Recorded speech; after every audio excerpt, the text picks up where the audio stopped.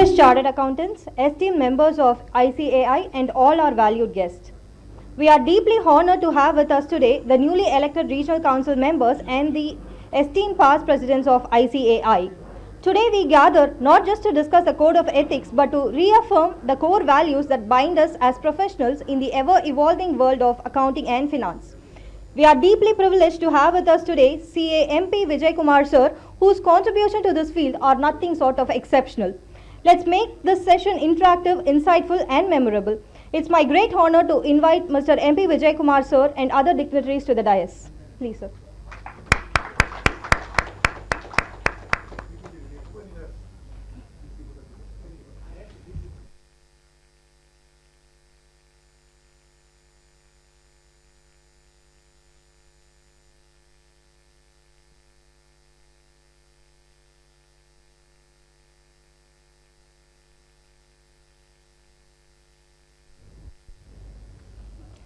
As we listen to the ICAI motto song.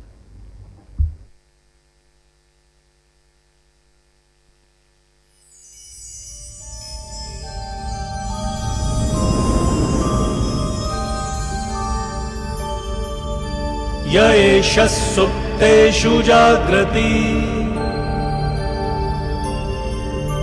य एष सुप्तेषु जाग्रति कामं कामं कामं कामपुरुषो पुरुषो निर्मिमाणः निर्मिमाणः तदेव शुक्रं तद्ब्रह्मा तदेवामृतमुच्यते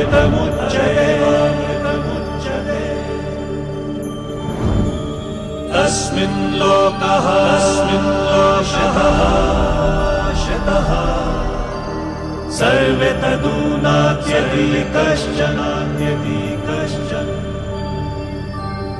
एतद्वैत एतद्वैत एतद्वैत एतद्वैत एतद्वैत एतद्वैत.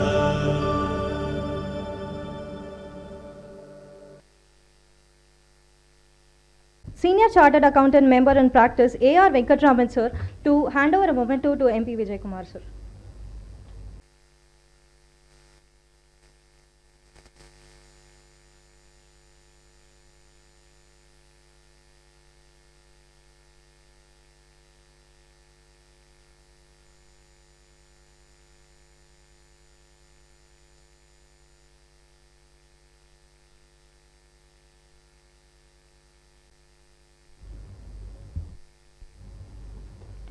It is an absolute honor for me to stand here today as someone who has personally journeyed from being a student in his class to welcoming him here. I can honestly say I have no words that can truly capture the depth of our gratitude, sir. His words still echo in my mind. At this age, you should run. Pen should never stop. Aram se. These words reflect the passion, energy and commitment he brings to everything he does. His commitment to the field of accounting and finance is reflected in his tenure as Central Council member, where he was also the chairman of the Accounting Standards Board. His leadership extended to multiple other positions, including chairman of Digital Accounting and Assurance Board and vice chairman of Financial Reporting Review Board. He is also current member of IFRS Interpretation Committee, IFRS Advisory Council and IFRS Small Medium Enterprises Implementation Group. As a passionate speaker, author and mentor, M P Vijaya Kumar sir has written over 8 popular titles on accounting standards and audit standards company law, which have become staples in the field with continuous reprints. His knowledge, leadership and unwavering ethics make him the ideal person to speak to us about ethics today.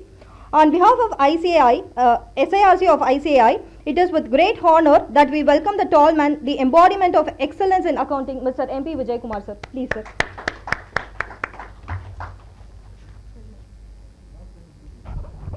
Today's session is basically an opportunity to just get a quick refresh of some key provisions while we get the opportunity to greet and meet the new Vice President of the Institute, a person from our region. Southern region has been gifted with a Vice President after 10 years, so it's been a huge gap. So when the invite came last Friday, I did not blink, even though it was a working day and I'm in employment.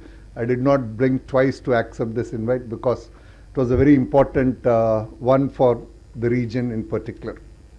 So as far as the topic is concerned, it's actually a 3-hour session at the minimum to, light off, 3-hour session at the minimum to interact. But we'll have the Vice President coming in by 5 p.m. and I'd like to leave about 10 minutes or so for floor participation. So what I'll do is there are some material provisions in the new Code of Ethics which came in 2019, which in my experience, many of the practicing members also are not up to speed on these requirements in the new Code of Ethics. So what I'll do is I'll spend 20 minutes or so highlighting those new provisions which I believe are extremely important. Among those new provisions, there are about 3 provisions which have become applicable about 3 years back from October 2022. So why Code of Ethics, importance of Code of Ethics, all of this you're all familiar. While I articulate to you the provisions of the Code of Ethics, I just want to be cautious of a small disclaimer that whatever I share are my personal views and understanding of the code, and none of it should be attributed as views of the institute. I'd just like to highlight one of the 3 principles which I have actively followed right through my professional career. Many of you have heard me on this, but for those who are hearing me first time, I'd just like to spend about 30 seconds on the 3rd principle. Almost all of us here are practicing chartered accountants who are expressing an opinion on the financial statements. Some of us are preparers who are preparing the financial statements, balance sheet, income statement, cash flow, SOC, so on and so forth. Whether it is a financial statement or an audit opinion, both of them constitute a communication. Balance sheet communicates, income statement communicates, cash flow statement communicates, auditor opinion also communicates. Just like each of us, whether it is our personal life or professional life, we all have a very reasonable expectation that any communication which we receive, whether it is from our peers at office or whether it is from colleagues or even in our personal day-to-day life, when you go for shopping, any communication you receive, each of us have an expectation that the communication we receive has to be truthful, communication we receive has to be clear, communication we receive has to be complete. So it has to be candid, it has to be clear, it has to be complete. When that is true for the communication we, Rajesh, come. So when it is true for the communication we receive from, we expect from everyone, the same is applicable for the communication which we also do. So communication which we do through the financial statements, through the audit opinion, should also pass through the same test of communication being candid, clear, and it should be complete. You shouldn't have a half communication to be done. And founder president of the institute, past president of the institute, and for me in the 6 years of the period at the council, if I have been gifted, and I'm thankful to all of you for the opportunity to be there in the council for 6 years, the biggest experience for me has been the opportunity to go through the speeches of various past presidents since formation and go through the minutes book of the institute since the formation. While there are so many people who have contributed to the good of the profession, this gentleman stands out for me for the reason that just like any temple, any institution, it is the founding fathers, their quality of thinking, their quality of contribution lays the strength of that particular institution. It's so true with this particular gentleman's thinking also. And I'll not read the whole quotation, but I'll just draw reference to the essence of what he is trying to communicate, where he says that every professional has a responsibility to this society. So whatever work we do, it ultimately you have to be very conscious of responsibility to society. And in the context of the profession, responsibility to society does not mean planting trees, drinking water. That is all not it is. The financial statements which you sign off, the financial statements which you prepare, the certification which you give, there are so many stakeholders who are dependent on that, If your financial statements which you are preparing or auditing is giving the right red flags, which means you are alerting the banking system and the public at large. That is public service, and it so beautifully articulates that, and it's so true for a topic like the Code of Ethics which we are discussing now. The topic is very contemporary and it will continue to be contemporary, and I just want to highlight that as a developing economy, we will always have imperfections, and it's going to be a society where the gap between the have and have-nots will be quite big. And as you transition from a developing economy to a developed economy, which is a 10, 20, 30 years journey, it is bound to create enormous amount of stress and situations where all of us will be put through an ethical dilemma. We'll have our own reasons to justify whether something being done is correct, not correct, capitalistic world, all of those things will be there. We'll all be continuously put through those tests. And that environment change is something all of us needs to be very conscious of. On ethics, some of the fundamentals which I will highlight, I don't think I'll have time to go through the whole thing. When it comes to ethics, my own experience, and I'm thankful to God that I started my career in Sundaram Finance, an organization which I hold in very high esteem for its principles, the way the business is conducted, and governance standards. While SEBI has this code of governance, etc., which keep on evaluating on a daily basis, my experience of working there 92 to 99, that 8 years of period, those principles which they have followed, even today, organizations struggle to follow a fraction of what that organization followed voluntarily, and that's why that organization continues to be a gold standard in terms of governance. Now, as far as the Code of Ethics is concerned, the experience which I have had in that organization and in my own professional journey, having seen several professionals, is ethics is directly proportional to competence and skill. My own experience is, as a general rule, there will always be exceptions. But as a general rule, wherever competence is high and the skill set is high, there will be very less of non-compliance or less of ethical issues. Ethics issues, non-compliance, being non-ethical, unethical, arises most cases where competency levels are not up to the mark or the skill levels are not up to the mark.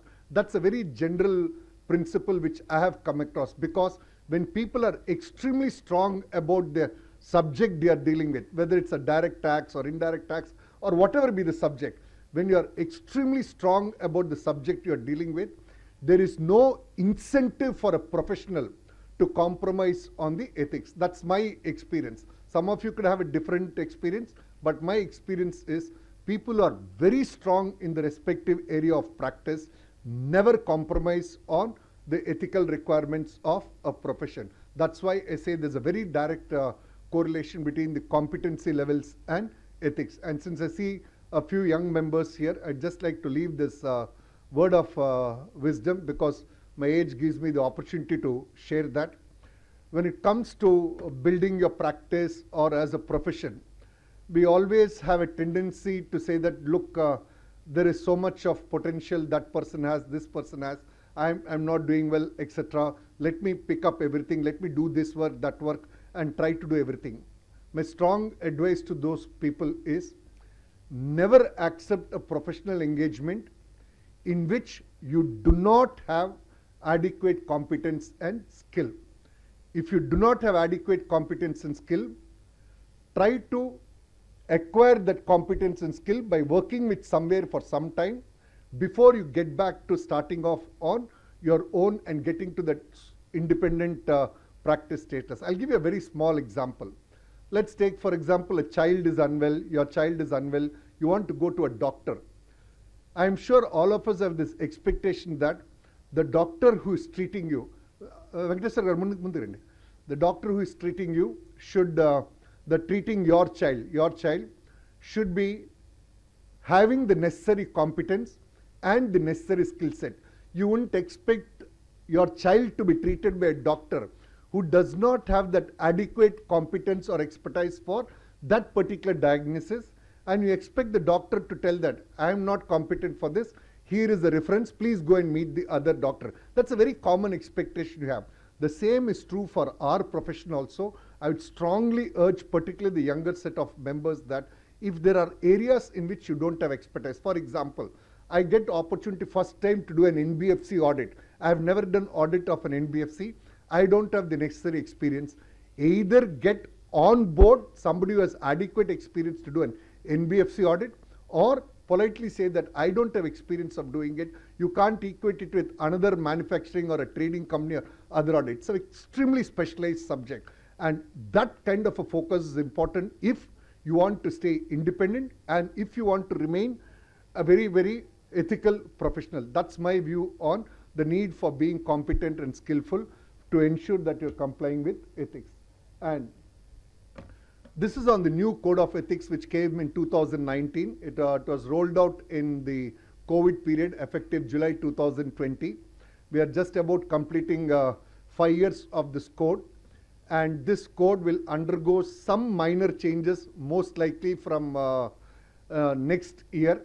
There's a study group already within the Ethical Standards Board of the Institute.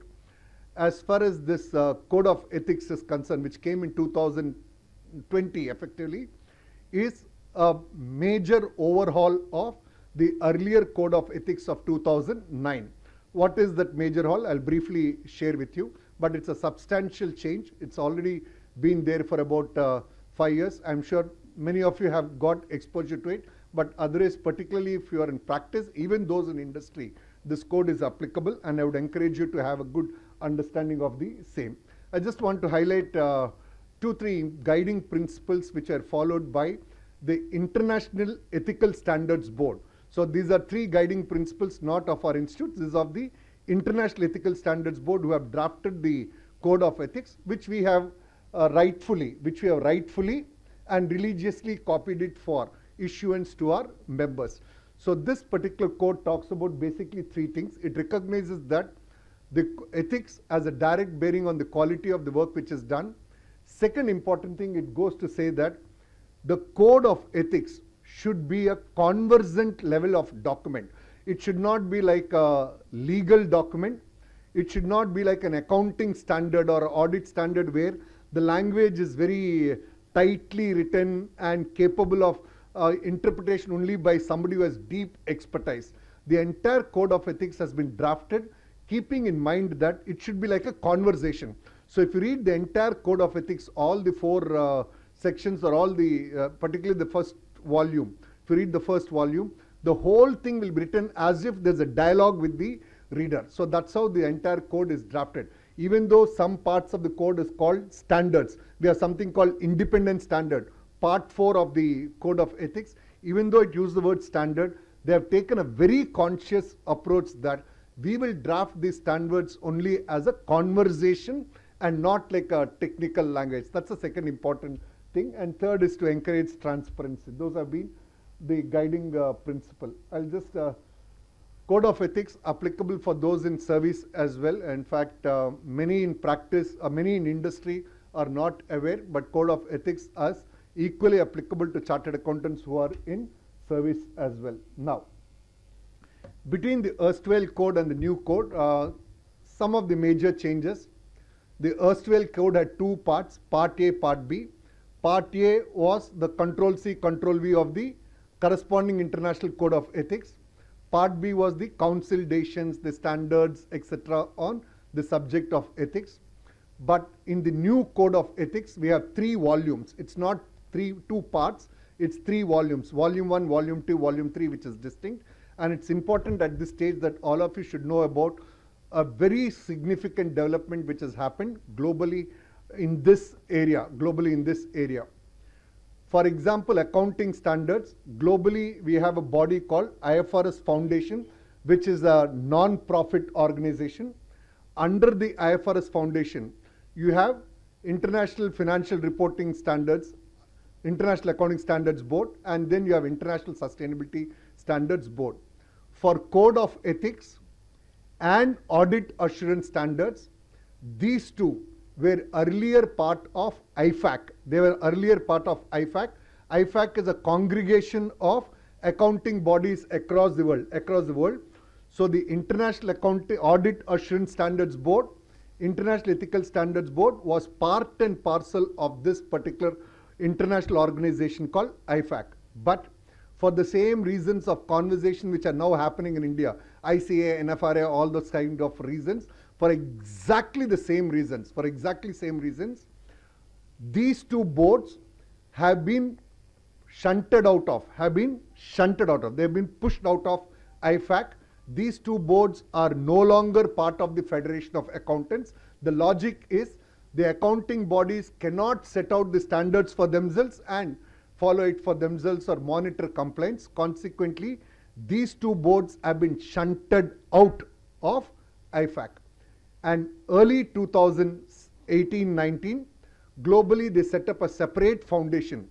Like IFRS Foundation for Accounting Standards, they set up a separate non-profit foundation called International Ethics and Audit Foundation. And under this foundation, you have these two separate boards. One is called ISBA on Ethical Standards Board. Other is the IASB for Audit Assurance Standards Board. So the bottom line I'm trying to bring to your attention is, it's not just in India that you have this ICAI, NFRA carving out and all that stuff. These are all part of a global set of activities which have happened, and this has happened in late 2019, where globally these two boards have come up. So now we have these three volumes which are there, volume 1, volume 2, volume 3. Volume 1 is again a control C, control V of the International Code of Ethics. So we follow exactly whatever the profession follows world over is what we follow. Volume 2 is our council guidelines, decisions over a period of time and all. Volume 3 is about the disciplinary cases and all, where how the code of ethics have been applied, where what kind of punishments have been awarded. So 3 volumes have now been published, all of which are available in the website. And on the code of ethics, one important point I should highlight for the benefit of all of you. All of us today know that when it comes to any professional work, audit work, professional work, we rely extensively on technology. We use technology for performing work. We rely on the output of technology for audit conclusions, etc. So in the Code of Ethics internationally, in 2023, they have amended and added some clauses on, as a professional member, when you are using technology for doing professional work, or you are relying on the output of the technology work, how do you apply the Code of Ethics? They have added 2 sections called Section 280 and Section 380. They have added 2 sections in the International Code of Ethics, which has become mandatory from 15 December 2024 internationally. In India, the Institute subgroup is still working on it. I expect probably from April 26 onwards, our code should also get amended to incorporate these provisions. And it's very important for the professional work which we are doing. So that's a 2 set of important sections which will get added. Now, when this Code of Ethics was notified in 2020, there were 3 parts or 3 sections or 3 provisions of the Code of Ethics which have been deferred for implementation. The reason why they were deferred is this Code of Ethics actually came in the peak of COVID. Institute had limitations in terms of creating capacity on the new Code of Ethics and all, and it was not too fair to expect substantially new provisions to be followed by the membership at large. So these 3 clauses were deferred in 2020, but subsequently in 2022, October onwards, these 3 clauses have also been made applicable, and I'll spend time on these 3 clauses. One is on no-clerk, second is on fees, and third is on tax services to audit clients. Interest of time, I'll not go through the individual slides, but let me spend time on these three clauses and then probably I will conclude. The first is on NOCLAR, non-compliance with laws and regulations. This part is applicable for all members in practice and members in service, employment as well. So in employment, all key management personnel and senior accounting professionals, this NOCLAR provisions are applicable since October 2022. What the NOCLAR provisions provide is, if during the course of your professional work, you come across for your client or employer, you come across situation of non-compliance with a particular legislation which has an impact on the financial statements directly or indirectly or leading in penalties and all, as a chartered accountant, I am required to raise my hand, legislation requirement, or I am on the board of a company, and while reviewing the details of the information of the company, I come to know that some non-compliance is not there, be it FMA matter, labor law implication, gratuity not provided, bonus not being paid, contract employees, whatever it is. If I come to know it, it is incumbent on me, including as a CFO, as a senior management personnel, it is incumbent on me as per this code of ethics, if I am a chartered accountant, that I need to raise the red flag, inform the persons charged with governance, and if the corresponding law requires me to bring it to the attention of regulator, I need to bring regulator itself, else it will be treated as a matter of discipline, and I can also be removed from the register of members. So very serious provision which has come into effect. The second one was fees relative size. As far as fees is concerned, these provisions are applicable for those firms which have fee income above 20 lakhs. Up to 20 lakhs annual fees, these provisions are not applicable. Earlier the limit used to be about 5 lakhs or so, they changed it to 20 lakhs. Now, what this provision says is, if you are doing an audit of a public interest entity are listed company, banks, insurance and all that kind of stuff. So if you are doing an audit of a public interest entity and the fees for the audit firm, if the fees for the audit firm is 20%, it is 20% or more of my fees, of my firm fee from that particular client, it's a client concentration, and consequently there's a risk of independence compromise which can happen. So what the code of ethics requires is, earlier we were required to bring it to the attention of those charged with governance. Now, since October 2022, for example, if my firm's income is 25 lakhs, if my firm's total income is 25 lakhs, and I am auditing a public interest entity, and my fee income is 6 lakhs, more than 20%, 6 lakhs, I am required to inform the institute forthwith. You have to file with institute forthwith.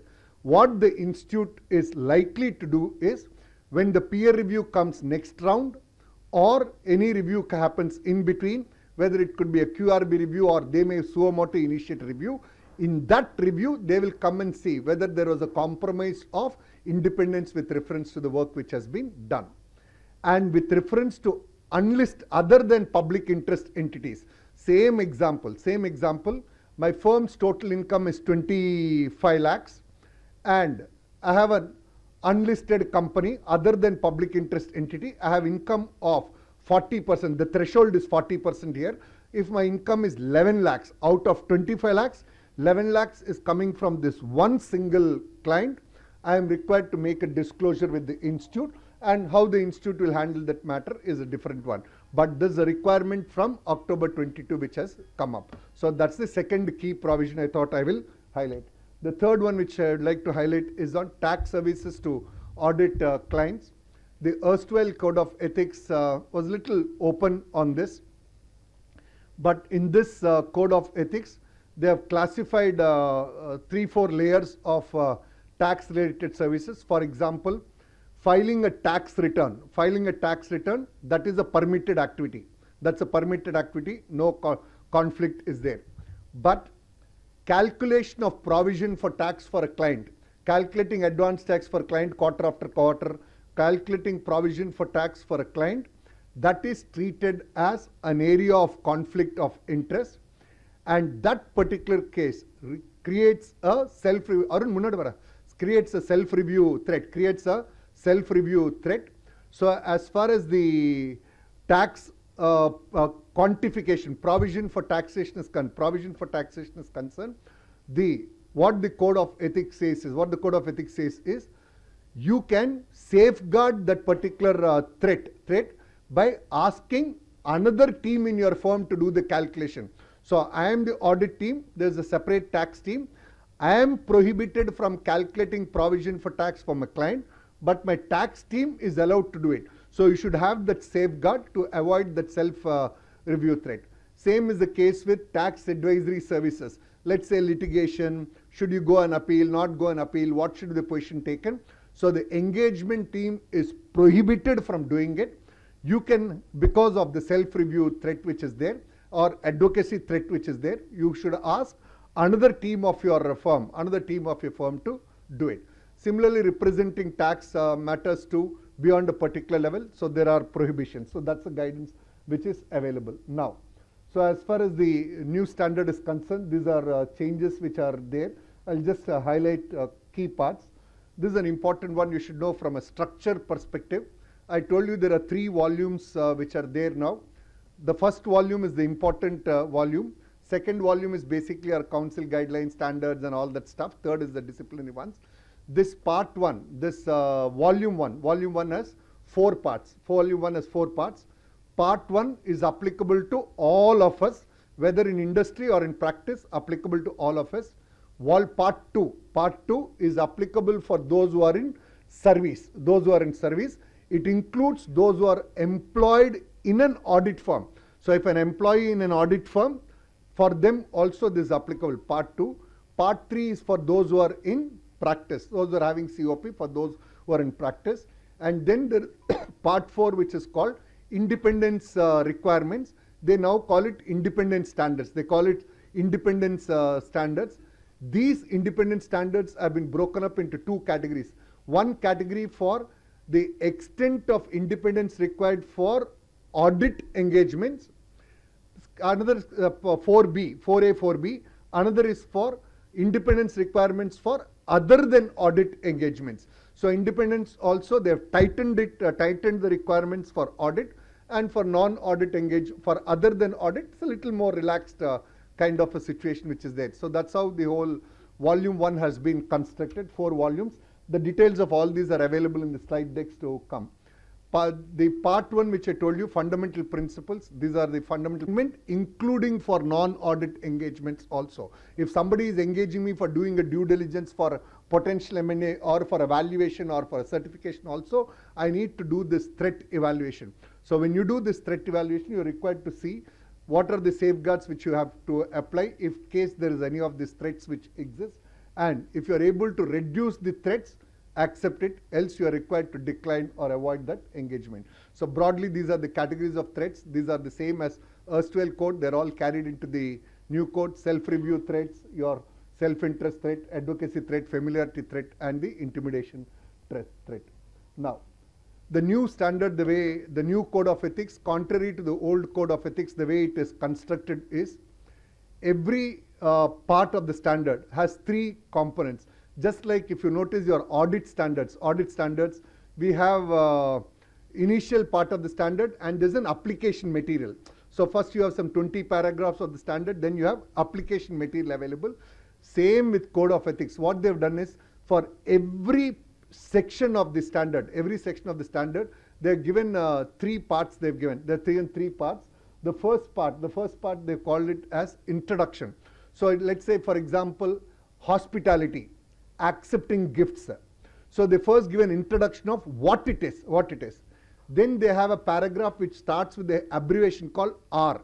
So if it says R270, R260, so whenever it starts with the abbreviation R, it means it is a requirement which you have to mandatorily follow.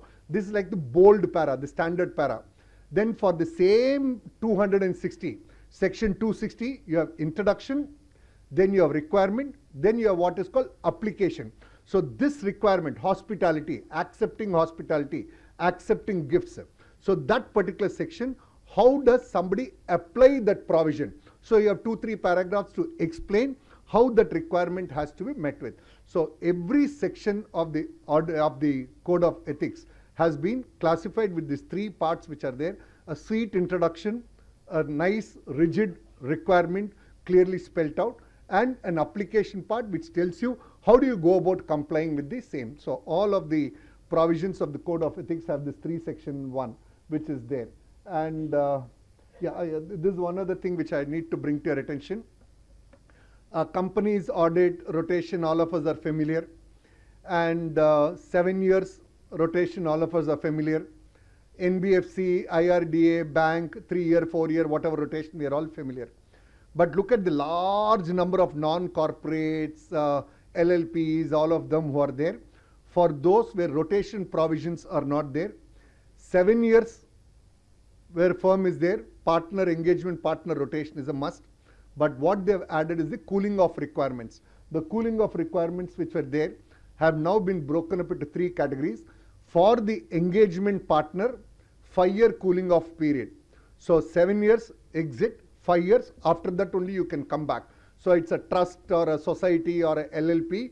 So 5 years cooling period is required. Then for the engagement quality and review partner, a 3-year cooling period. And for the other key audit partners who are there, it's a 2-year cooling period which is there before you can get them back into the team. And then I'm conscious of the time. I think I've more or less covered the key things which I wanted to share with you. These are in the tax which I told you, the 5 categories, the guidance which has been made available. So with this, I think I should conclude and leave you at peace to meet and greet the new Vice President. So thank you all. Pleasure interacting with all of you. And I think on dot 5, there are 3-4 minutes available. Any questions? Happy to take.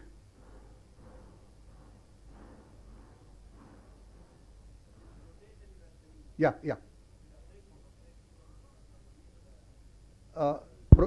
When you do an audit of a proprietary firm, my view, the answer is yes. Yeah, answer is yes. Yeah, no, Clark.